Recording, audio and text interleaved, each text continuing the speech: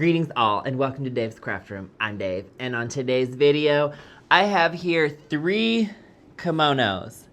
These were given to me by my friend Devin, and Devin has asked me to make a quilt out of the kimono fabric. This one I think is the prettiest one. This has like flowers and plaid, and this is also cotton. It feels like cotton to me. This appears to be some type of polyester, and so is this. And they are a little bit wrinkly right now. That's because I washed them. I always say this, if it can't go in the washer and dryer, then it can't go in my quilt.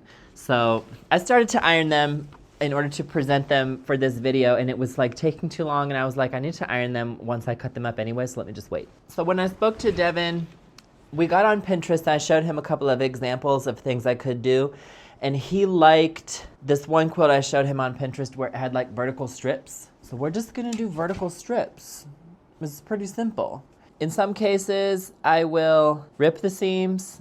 In other cases, I'll probably just cut them. And that's essentially it. Let's just jump right in. I'm excited to make this kimono quilt.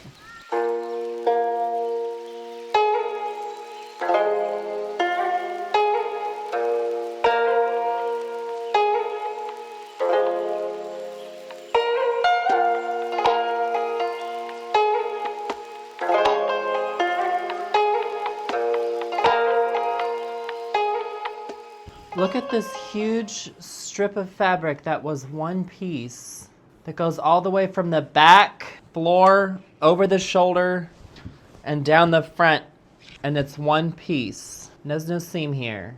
There was a seam, but it turned out to be a dart, so I took it out. Work.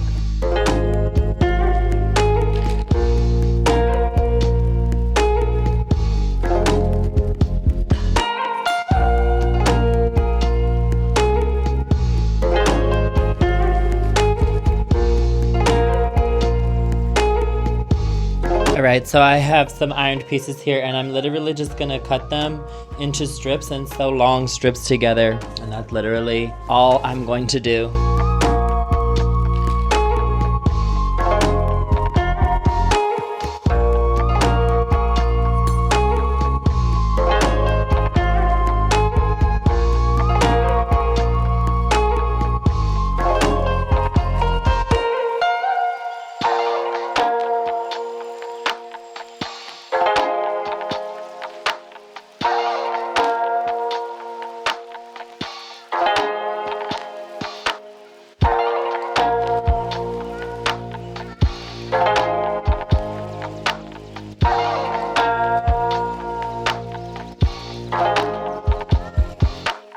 Alright people, so I want to show you something because I was struck by an idea as I was making this kimono quilt. These are Sashiko pieces that I've done, and I learned how to do this from a woman in Tokyo who I took 2 lessons from, and she taught me how to do this traditional Japanese Sashiko.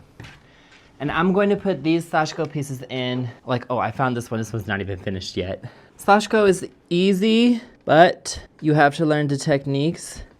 And in Japan, they sell all of these, oh geez. Oh no, a knot. This is a horrible time to get a knot.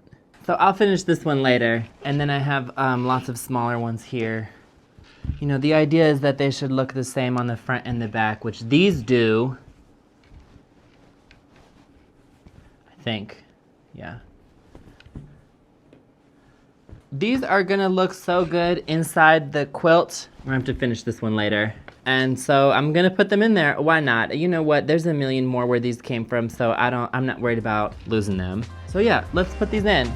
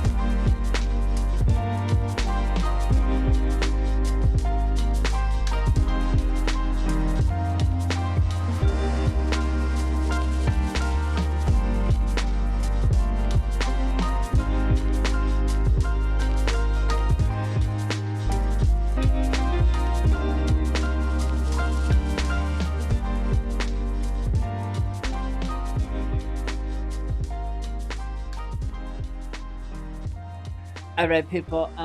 The quilt top is done. It's queen size, and I have the backing here.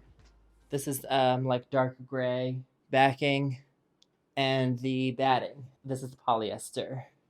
Is the only thing I have, but it'll work. It'll be fine. So I'm gonna sandwich this now and quilt it. We're gonna machine quilt it today. Okay, and then I also have to figure out a binding. Figure out something to use for a binding. I don't know. Maybe this. Actually, I feel like a purple. I don't think I have a purple. No, I'll do this blue for the binding. It's good. It'll be kind of a nice accent color. Cool, so let's do it.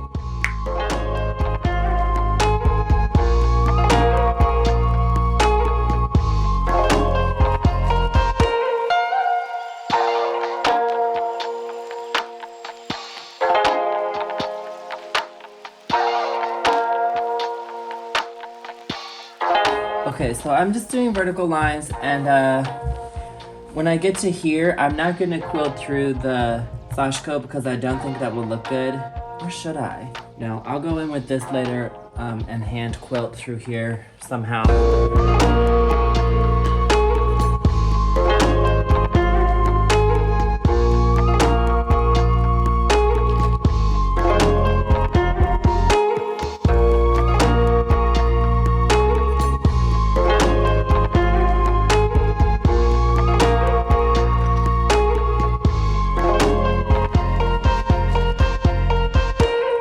Right, so I said I was gonna use that blue for the binding, but this is how much of this I have left.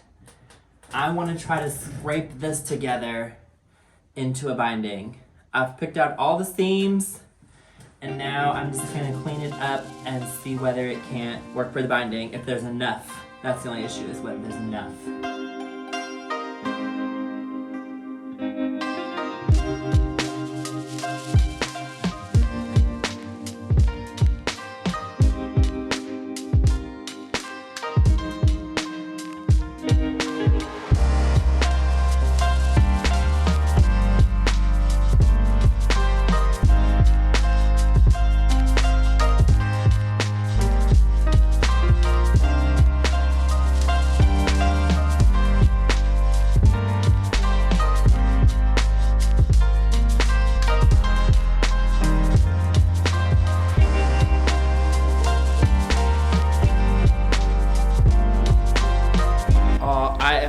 My hand quilting into these Sashiko portions, and then that's the last step, and then we'll be finished. I already put the binding on.